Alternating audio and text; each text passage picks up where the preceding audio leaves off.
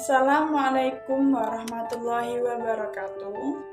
Perkenalkan, nama saya Fira Nur Sakinah, NIM 2119350. Di sini saya akan membuat video sebuah penjabaran atau penjelasan guna untuk memenuhi tugas UAS mata kuliah TKM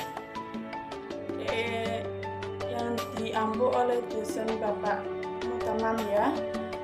Langsung saja yang saya akan bahas yaitu tentang bab pelibatan dan pemberdayaan terpadu. Yaitu yang pertama, konsep pelibatan dan pemberdayaan terpadu atau biasa yang disebut dengan PPT. Nah, pelibatan semua pihak dalam pengembalian keputusan adalah hal yang mendasar dalam manajemen yang demokratis.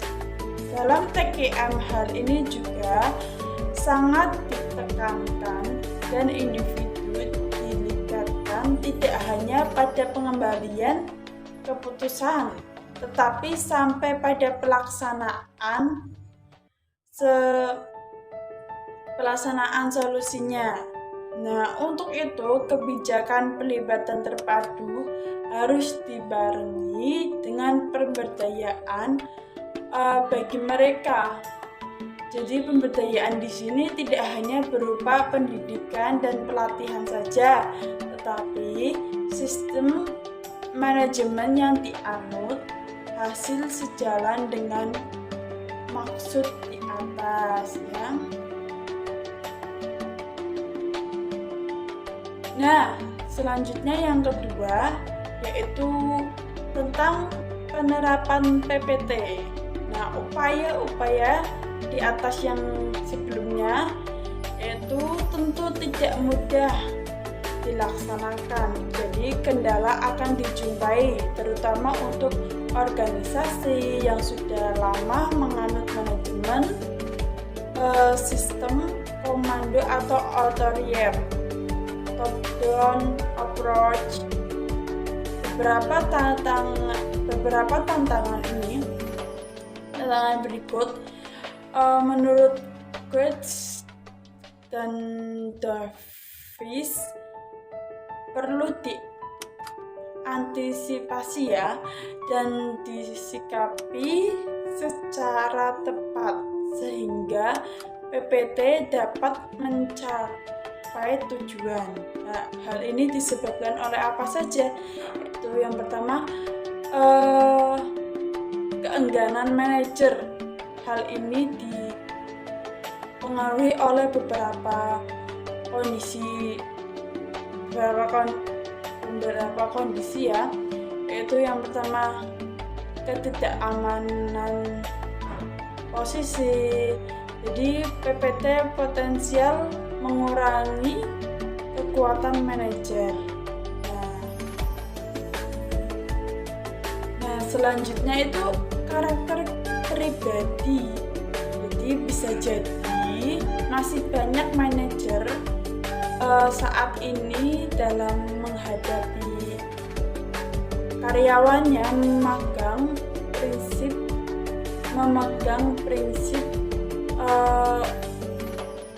warisan manajer sebelumnya.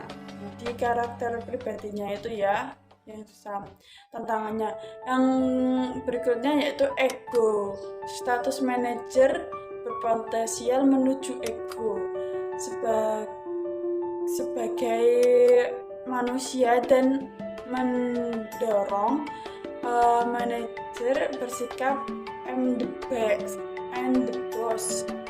Jadi dia merasa paling tinggi, itu merasa itu di sini bos sebagai manajer, jadi egonya itu tinggi sekali. Oke, selanjutnya yaitu pelatihan manajemen karakter pribadi manajer. Terus yang terakhir yaitu ketidakterlibatan manajer. Jadi PPT adalah tentang pelibatan semua personil perusahaan yang akan terkena dampak dari ide atau putusan semuanya diambil. Jadi keterlibatan ini menangkap manajer mengungkap manajer tingkat lapangan, menengah, dan puncak. Nah, selanjutnya yang ketiga yaitu peran manajer. Jadi peran manajer dalam PPT ini adalah melakukan segala upaya yang diperlukan untuk suksesnya pelaksanaan konsep PPT. Ada 3 kata yang paling tepat mewakili upaya tersebut, yaitu kepemimpinan, komitmen, dan fasilitas. Jadi ketiga hal tersebut dibutuhkan untuk mengatasi tantangan dari setiap penerapan inovasi atau kebijakan baru yang membutuhkan perubahan budaya yang mendasar dari suatu institusi.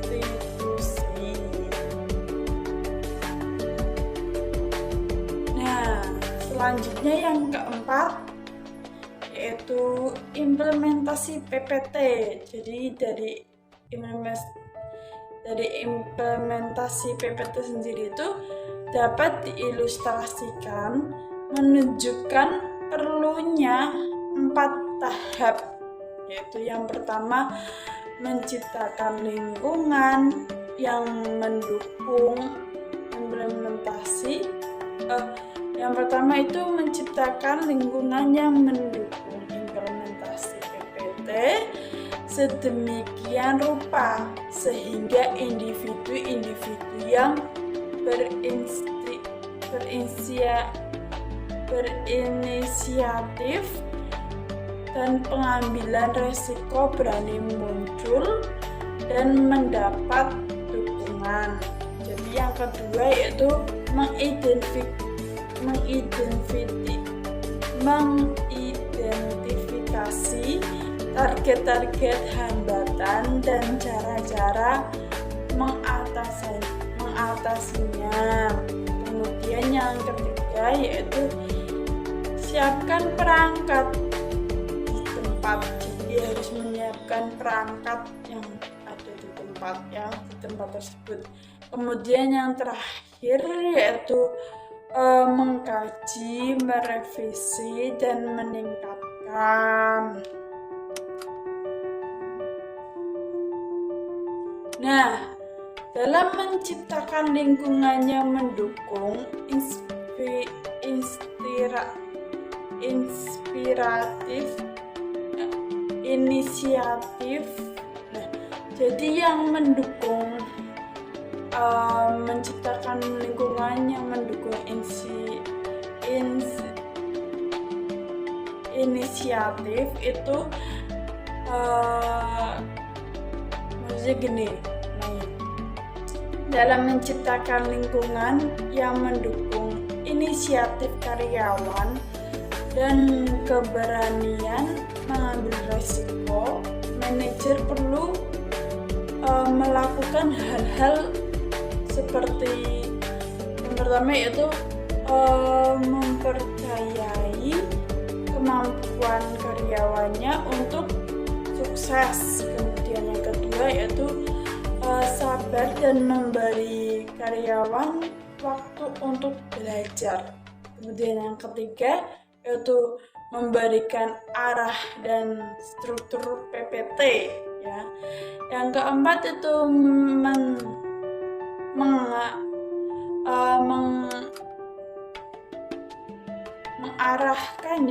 mengarahkan alternatif baru atau melaksanakan tugas, ya. Kemudian yang kelima, tunjukkan rasa humor dan perhatian terhadap karyawan. Jadi agar ada rasa persaudaraannya atau rasa teman, nggak ada itu, maksudnya kayak atasan dan bawahan seperti itu ya, biar nggak tertekan. Jadi yang terakhir yaitu fokus pada hasil dan akui peningkatan personal karyawannya. Nah, ada juga nih beberapa peningkatan yang secara efektif sering digunakan.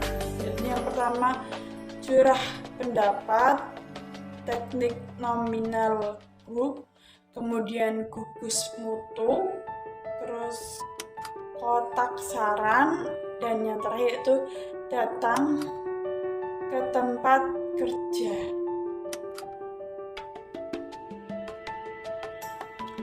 Nah, kemudian yang terakhir yaitu yang keempat ya. Yang keempat yaitu yang kelima. Jadi yang kelima itu peran manajemen dalam sistem saran.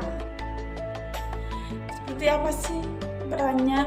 Nah, peran manajemen dalam sistem saran tertentu sangat penting.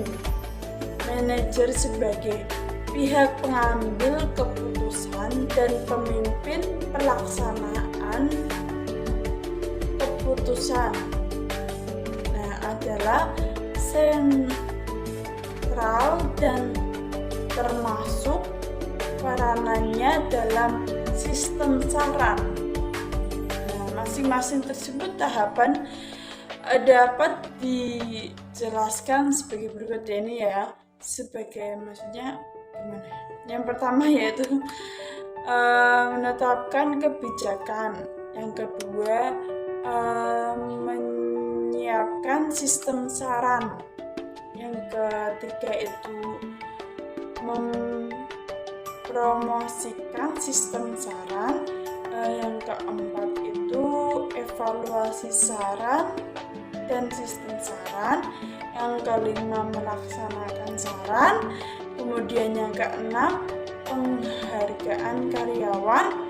Kemudian yang terakhir yang ketujuh yaitu memperbaiki dan tingkatan sistem saran. Sekian dari video yang saya sampaikan. Kurang lebihnya mohon maaf apabila ada tutur kata yang kurang berkenan atau salah dalam penjelasan atau kurang jelas. Saya pribadi mohon maaf. Sekian, terima kasih. Wassalamualaikum warahmatullahi wabarakatuh.